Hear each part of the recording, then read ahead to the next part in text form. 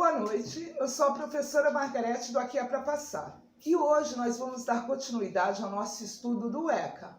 Vamos começar no capítulo 4, que trata da educação, que é um assunto muito cobrado nos concursos públicos para a educação, tá? São aqueles concursos para professores, gestores, diretores, coordenadores. Então, esses assuntos são cobrados e esses artigos são muito importantes, tá?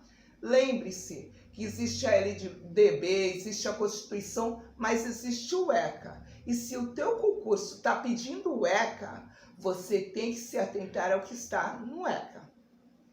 Vamos lá. O capítulo 4 trata do direito à educação, à cultura, ao esporte e ao lazer.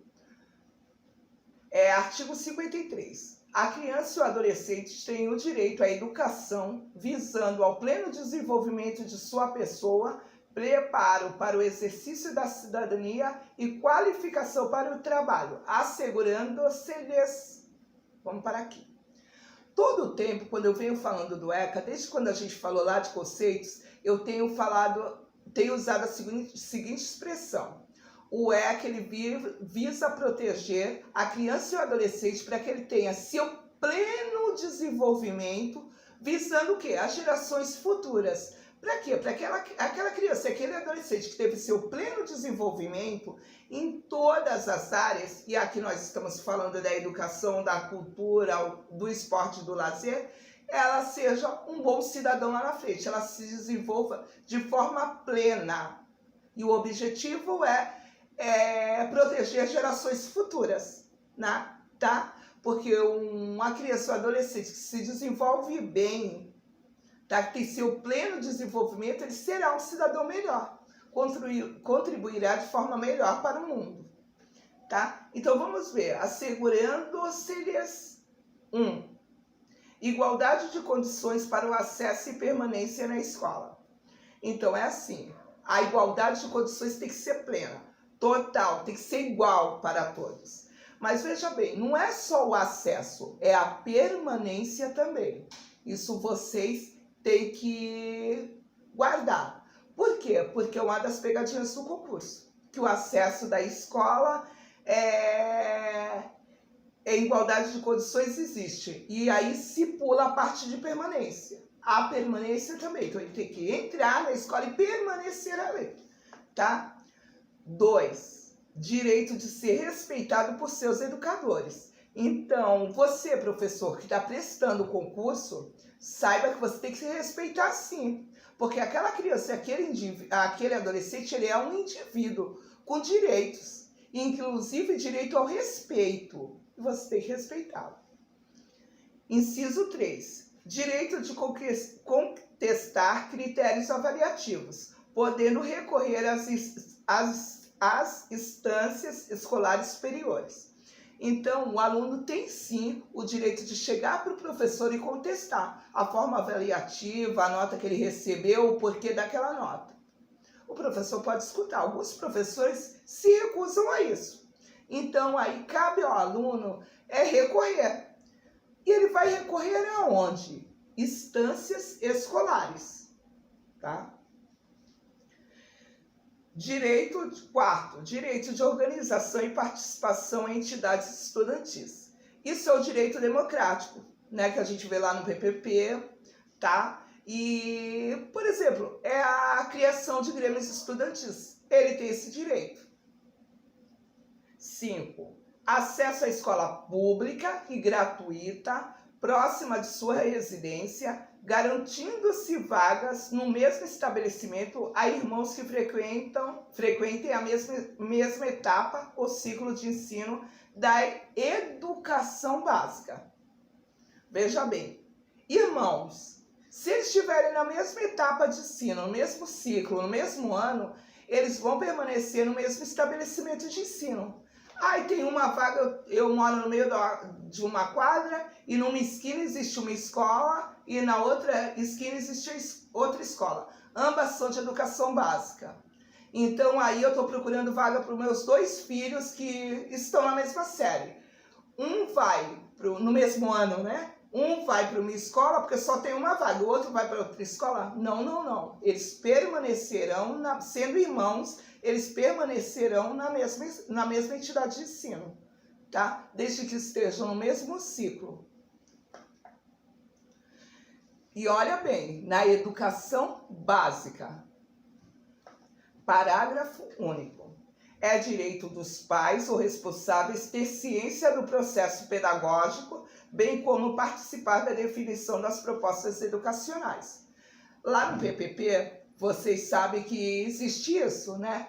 Pede que o plano pedagógico seja feito, né? A proposta pedagógica seja feita por todos os entes da educação, né? A comunidade, os alunos, os professores, os gestores, né? E aqui os pais, mas prestem bem atenção, os pais podem participar? Podem, né? Da definição, participar da definição ali, né? Mas vejam bem, eles têm o direito de ciência. Não são eles que vão elaborar o plano pedagógico, né? As propostas educacionais. Mas eles têm sim o direito de, ao perguntarem, fazerem a pergunta ao professor, eles sejam respondidos. Até porque são eles que vão decidir se ali é um método que agrada a eles, é aquilo que ele quer para o filho deles, ou se ele prefere levar para outra instituição de ensino, onde o método de ensino seja a proposta pedagógica, seja diferente, tá? Seja mais adequada com o que ele quer, o método de ensino usado. Simples assim. A ciência, ele tem sim a obrigação, ele tem o direito de ter ciência sim. 53A, tá? Ele foi incluído em 2019. É dever da instituição de ensino, clubes e agremiações recreativas e de estabelecimentos congêneres assegurar medidas de conscientização, prevenção e enfrentamento ao uso de dependências de drogas ilícitas. Não se trata aqui de qualquer tipo de droga. Então, todos esses entes, inclusive a escola, a instituição de ensino, ela tem sim que fazer medidas para conscientização, prevenção e enfrentamento ao uso dessas drogas ilícitas, tá? O objetivo disso é que a criança ou adolescente se afaste, não venha praticar isso, não venha fazer o uso de substâncias ilícitas. Como sempre, é uma proteção, né? Se busca que a criança esteja sempre, se desenvolva num lugar saudável, né? Cercada de coisas saudáveis. E a droga ilícita, a gente sabe que é errado. Então, a escola, os clubes, as agremiações têm sim que fazer essas medidas de conscientização e prevenção. Artigo 54. É dever do Estado assegurar a criança e adolescente. Bem, agora nós estamos falando do dever do Estado. 1. Ensino fundamental, obrigatório e gratuito, inclusive para os que a ele não tiveram acesso na idade própria. Então, independente daquela criança que está matriculada em idade regular, que está cumprindo ali, está regularizadinha, no ano correto, correspondente à sua faixa etária, tem que ser assegurado também para aqueles que não tiveram acesso na idade adequada, o ensino fundamental, obrigatório e gratuito. Veja bem, aqui o ECA está falando de ensino fundamental. Nós estamos tratando do ECA. Esqueçam as demais leis, esqueçam a LDB um pouquinho. 2. Progressiva extensão da obrigatoriedade e gratuidade ao ensino médio.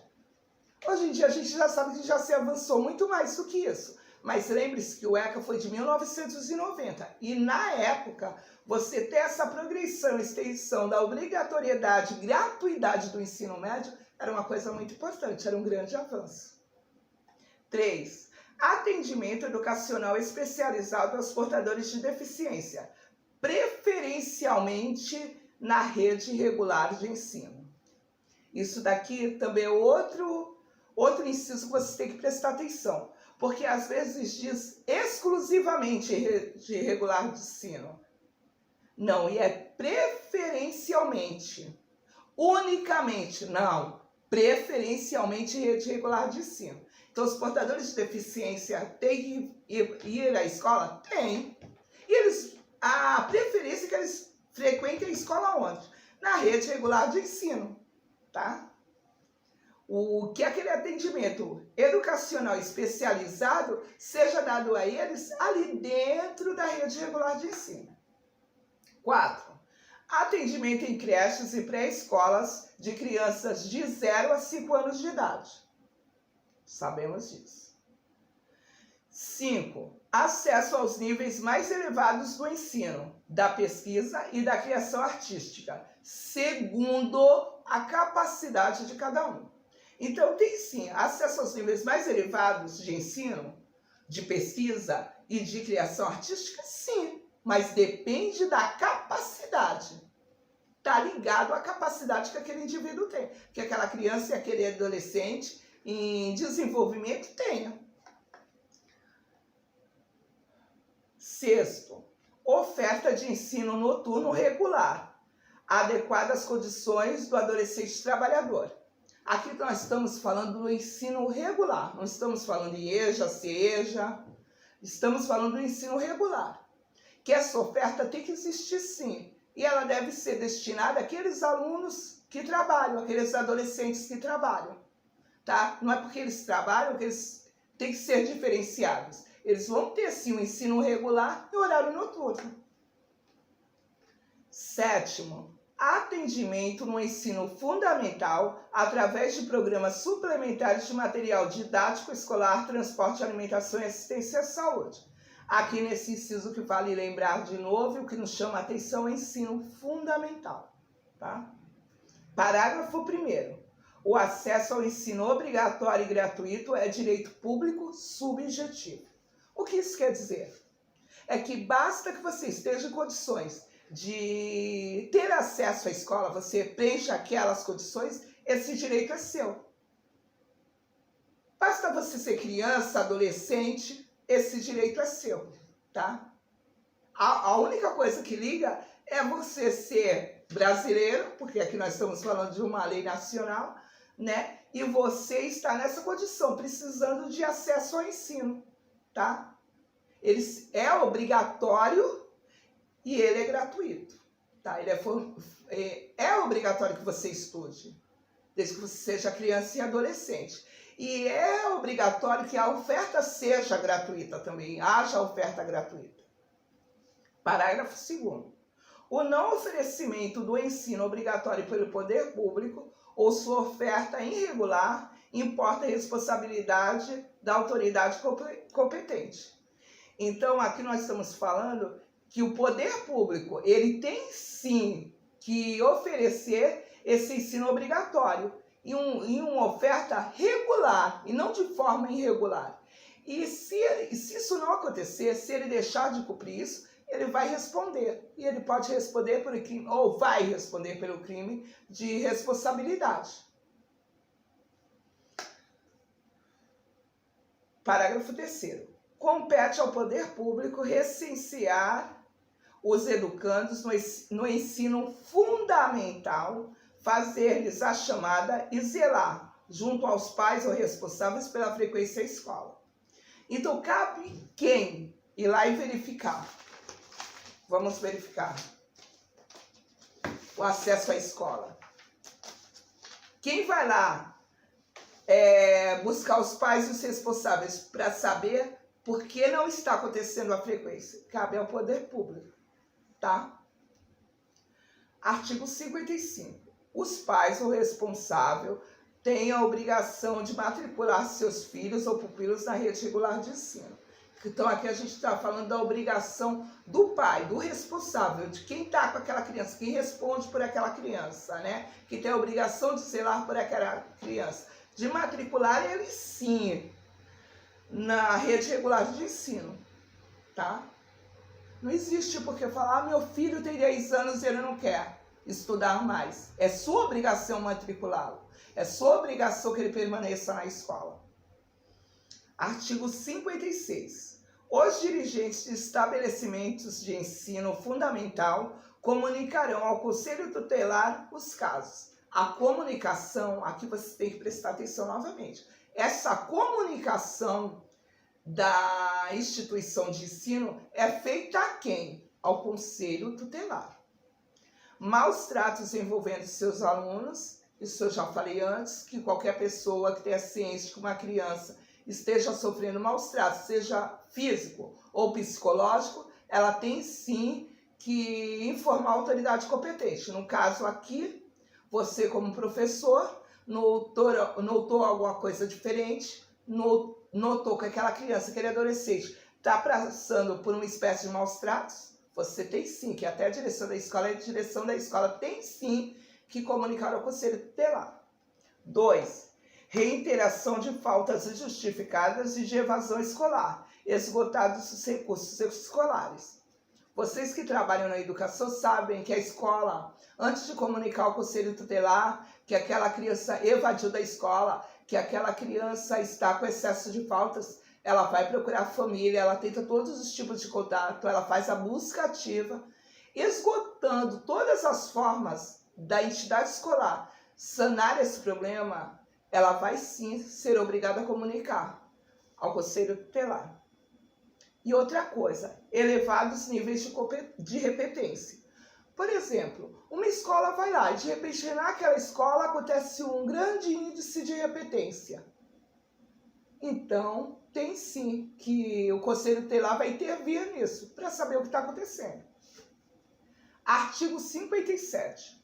O poder público estimulará pesquisas, experiências e novas propostas relativas a calendário, seriação, currículo, metodologia, didática e avaliação, com vistas à inserção de crianças e adolescentes excluídos do ensino fundamental obrigatório. Tá? São todas aquelas coisas que se pode fazer para aquela criança que está fora do ensino, ela venha participar da vida escolar, ela venha para dentro de uma instituição, ela possa fazer o seu ensino fundamental. Aqui nós estamos falando de ensino fundamental obrigatório, tá? Por quê? Tudo vem da mesma coisa, para que aquela criança e aquele adolescente tenha seu pleno desenvolvimento. Artigo 58. No processo educacional, respeitar-se-ão os valores culturais, artísticos e históricos próprios do contexto social da criança e do adolescente, garantindo-se a estes a liberdade da criação e o acesso às fontes de cultura. Né? Uma escola, um professor, não pode chegar num lugar ou na sua sala de aula e querer mudar aquele contexto. Por exemplo, já imaginou um professor que vai dar aula numa tribo indígena? Ele não tem que respeitar ali aqueles costumes, aquelas crenças, aquelas coisas ali, independente de ele acreditar ou não. Ele tem que respeitar. O respeito vai antes do meu credo ou não, da minha fé ou não. Eu tenho que respeitar o indivíduo. Então, isso é do que está tratando esse artigo, tá? Artigo 59. Os municípios, com apoio dos estados e da União, estimularão e facilitarão a destinação de recursos e espaços para programações culturais, esportivas e de lazer voltados para a criança e a juventude. A gente vê muito, até na televisão, né? Áreas periféricas em que não existe uma área de lazer para criança e para adolescente, que não existe um esporte, uma quadra de esporte, do que a cultura não chega ali, né? E aí determinados órgãos vão lá e montam, né? Mas essa é uma obrigação do município, apoiado pelo Estado e pela União, tá? A eles cabe esse dever de, naqueles espaços, em todos os espaços haja um espaço de lazer, de cultura, né? E esporte, essas programações vão afastar a criança e o adolescente de uma vida conturbada. Por exemplo, do tráfico de drogas. Uma criança envolvida com esporte provavelmente não vai se envolver com isso.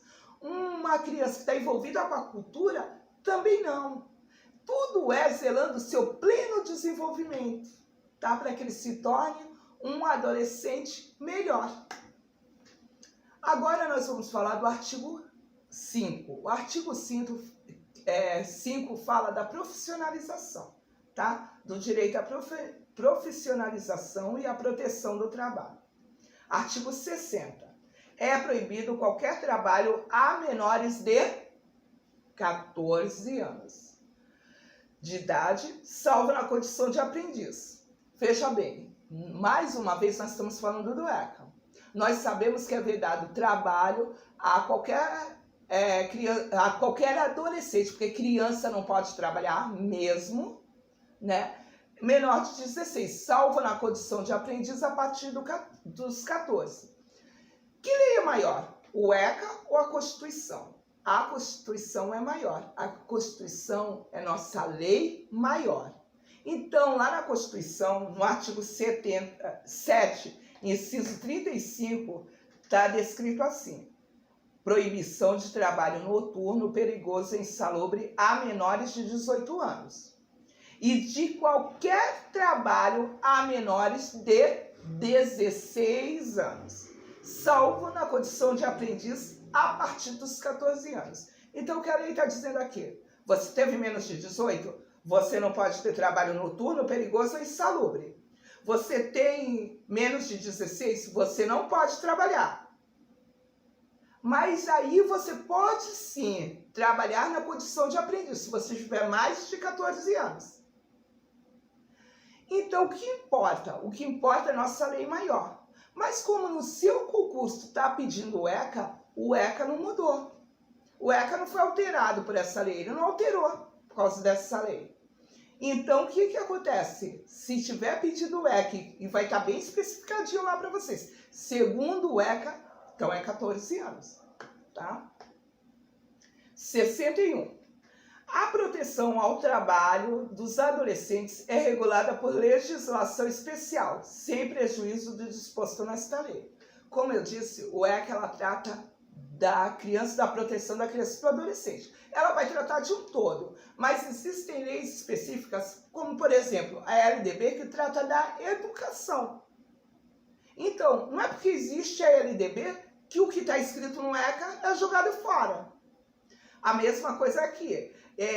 Existe uma legislação especial para regular os trabalhos dos adolescentes, sem prejuízo do que está dizendo aqui. O que é proibido aqui vai ser proibido, tá? 62. Considera-se aprendizagem a formação técnico-profissional ministrada segundo as diretrizes e bases da legislação de educação em vigor. Veja bem, o ECA foi criado em 90. E a LDB em 96. Mas aqui, em 90, ela já previa que existia uma lei de bases da educação, tá? Então, era ele que ia regular, considera-se aprendizagem a formação técnico-profissional ministrada segundo aquela lei, né? Que é a de diretrizes e bases da legislação de educação, que é a nossa LDB. Tá? Mas vejam bem, quando esse artigo veio para cá, a LDB ainda não tinha sido criada, tá? 63. A formação técnico-profissional obedecerá aos seguintes princípios. 1. Garantia de acesso e frequência obrigatória ao ensino regular. Então, está tendo a formação técnico-profissional, ele tem que estar sim. Tem que ser assegurado a ele ainda a garantia do acesso e frequência obrigatória ao ensino regular, tá? 2. Atividade compatível com o desenvolvimento do adolescente, né? Nada mais justo, nada mais lógico. 3. Horário especial para o exercício das atividades. Então, aquele adolescente ele vai ter sim um horário destinado para fazer seus deveres escolares, seja o trabalho, a lição de casa, né? Ele tem sim o direito a isso. 64. Ao adolescente até 14 anos de idade é assegurado bolsa de aprendizagem. Aqui nós estamos falando do adolescente com 14 que trabalha. Ele vai receber salário? Não. Porque ele só não pode trabalhar naquela condição de aprendiz? Sim. Então o que acontece? Ele não vai receber salário, ele vai receber uma bolsa aprendizagem. 65. Agora nós vamos falar daqueles que têm direito a salário. Ao adolescente aprendiz maior de 14, são assegurados os direitos trabalhistas e previdenciários, tá? Então, vamos lá. A gente sabe que aqui é o que o ECA diz, tá? Então, vamos nos prender ao que a ECA diz. Aqui, o que vocês precisam prestar atenção é nas idades, porque é isso que vai ser cobrado. Ele vai falar lá, ó, aqui no ECA diz o quê? Porque o que ele quer saber? Ele quer saber se você conhece o ECA. 66. Ao adolescente portador de deficiência é assegurado o trabalho protegido. É aquele lance. Quem viu minha aula de constitucional, viu que teve uma hora que eu falei assim, todos são iguais perante a lei, mas devem ser respeitados à medida da sua desigualdade. Então, é o que está tratando aqui. O adolescente portador de deficiência, ele tem que ser sim, ele tem o direito ao seu desenvolvimento pleno. Mas aí tem que ser respeitada aquela condição dele especial, tá? Ele tem que ter um trabalho protegido, tá? Não tem que ser nada maléfico para ele. Não é porque ele tem as mesmas oportunidades que outro, que ele vai executar o serviço do outro e ser cobrado daquela forma. Não, a ele é assegurado uma condição especial, a um trabalho protegido. 67. Ao adolescente empregado, aprendiz em regime familiar de trabalho, aluno de escola técnica, assistido em entidade governamental ou não governamental, é vedado trabalho. Vamos lá, primeiro vamos ver aqui. Regime familiar de trabalho. Nada mais é do que, por exemplo, o pai é pedreiro, está ensinando a profissão de pedreiro para o filho. Então ele está aprendendo uma profissão, ser pedreiro é uma profissão? Sim. O pai é padeiro, está ensinando a profissão de padeiro para o filho. É uma profissão? Sim. É o pai que está ensinando, ou a mãe ensinando costura para a filha. E assim por diante. Existem diversos exemplos. É o regime familiar de trabalho, tá? É aquele negócio de pai passando para filho. O filho trabalha na padaria do pai, a filha trabalha na confecção da mãe, o filho trabalha na padaria do pai, na marcenaria do pai, na mecânica do pai. Então, aquele negócio é familiar, aquele regime é familiar, tá? De trabalho. Agora, vamos ver o que é vedado. Noturno, é vedado o trabalho noturno realizado entre as 22 horas de um dia e as 5 horas do dia seguinte. Escuta bem. Vocês viram lá? Quando é vetado? A partir das 10 da noite às 5 da manhã do outro dia. Então, o adolescente pode trabalhar? Nesse horário, não. E se for com o pai? Ele está aprendendo, o pai é mecânico e faz socorros. O pai foi chamado às 11 horas da noite. Como ele está aprendendo com o pai leva ele. Pode? Não, passou das 22 horas, passou das 10 da noite. Ele não pode mais trabalhar. O pai é padeiro. E o pai abre a padaria às 5. Então, o trabalho de padeiro começa às 3 da manhã. Ele pode acordar o filho para o filho ir lá trabalhar com ele, já que ele está ensinando a profissão de padeiro para o filho? O filho só pode ir a partir das 5 da manhã. Entenderam? Trabalho perigoso, insalubre ou penoso. Terceiro, realizado em locais prejudiciais à sua formação e ao seu desenvolvimento físico, psíquico, moral ou social. Então, o local de trabalho, ele prejudica uma dessas coisas, então não pode ser realizado, é vedado, tá? Quarto, realizado em horários e locais que não permitam a frequência escolar. A frequência escolar, o ensino fundamental, aqui não está dizendo que é obrigatório? Então não pode ser nada que prejudique esse ensino, a sua frequência à escola. 68, artigo 68. O programa social que tenha por base o trabalho educativo, sob responsabilidade de entidade governamental ou não governamental sem fins lucrativos, deverá assegurar ao adolescente que dele participe condições de capacitação para o exercício de atividades regular remunerada. Parágrafo 1º. Entende-se por trabalho educativo a atividade laboral em que as exigências pedagógicas relativas ao desenvolvimento pessoal e social do educando prevaleçam sobre o aspecto produtivo. Então, isso o que quer dizer? Quer dizer que aquele adolescente está trabalhando ali para aprender. Então, é cobrado dele, entre ele aprender, né? Entre ele exercer uma função para aprender e ele ter um desenvolvimento produtivo maior, o que é visado ali? A aprendizagem, que ele aprenda. Então, por exemplo, que nem a condição de marceneiro, ele tá lá, se bem que marcenaria é um serviço perigoso. Padeiro também é. Mas vamos lá, vamos nos manter no de marceneiro. Ele tá lá aprendendo a lixar uma madeira, né? E todo mundo lixa a madeira em 20 minutos. Mas ele lixa a madeira, para a madeira ficar daquele acordo com boa, certa, correta, o serviço seja executado de forma desejável, ele leva 1 hora. Ele pode ser chamado a atenção, tem que ser, porque ele não está produzindo igual aos outros? Não, porque ele está ali para aprender, esse tem que ser o objetivo. Ele não está ali para produzir somente. 69, nosso último artigo. O adolescente tem direito à profissionalização e à proteção do trabalho, observados os seguintes aspectos, entre outros.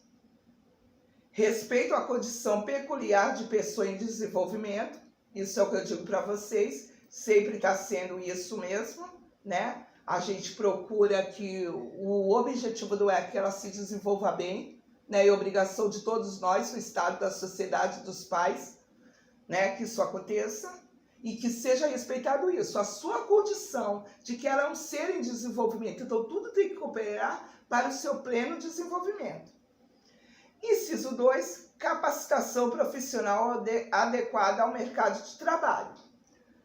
Gente, nada mais é do que a profissão que ele está aprendendo tem que ser adequada ao mercado de trabalho. Por exemplo, não me ocorre... vamos lá, uma coisa bem absurda, mas foi o que me ocorreu aqui, né? Aprender a passar roupa com aqueles ferros que põem a brasa dentro. Que lógica tem aprender aquilo? Nenhuma. Tem que ser alguma coisa que esteja ali disponível no mercado de trabalho, tá? Que ele possa se profissionalizar e vir a se executar aquela profissão. Gente, espero que vocês tenham entendido muito bem, tá? Sobre esses artigos. Espero que vocês tenham gostado. A gente abordou todos aqueles artigos que estão pedindo lá no edital, né? A respeito disso. Espero que seja agradável para vocês, que vocês tenham, como eu disse, aprendido. Que se ficou alguma dúvida, chama a gente no WhatsApp, tá? Deixa um direct, deixe seu comentário aqui no YouTube. E o que eu vou pedir para vocês é o seguinte, deixem seu like aí, se inscrevam no canal, compartilhem com os colegas de vocês que precisam aprender sobre isso, né?